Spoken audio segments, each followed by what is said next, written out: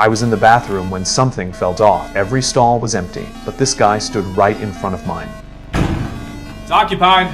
He wouldn't leave. Then he started peeking through the door crack. My anger exploded instantly. I yelled at him to get lost, but the next second, violent fighting sounds erupted outside. The sound of fists hitting flesh was crystal clear. I kept asking what was happening. What is happening out there? Hey!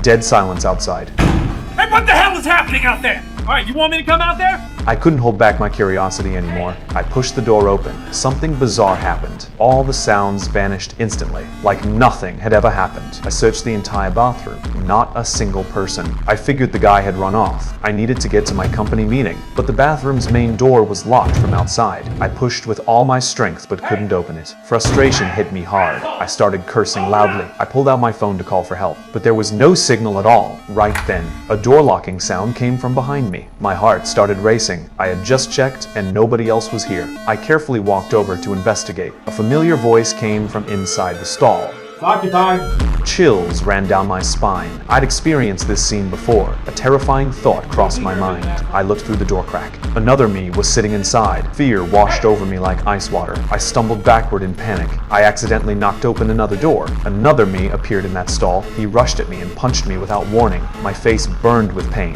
Instinct kicked in and we started fighting. In the chaos, he shoved me into the stall. The door slammed shut. I hadn't processed what was happening. The next second, the door burst open again. Another terrified me stood there. My rage completely took over. I lost control and lunged at him. My fists rained down like a storm. I didn't realize everything was repeating. This time, I'd become the attacker. I slammed him into the stall. I shut the door to trap him inside, like hitting a mute button. Everything inside went silent, dead quiet. I opened the door to check. He had vanished into thin air. Before I could make sense of it, Alright, you want me to come out there?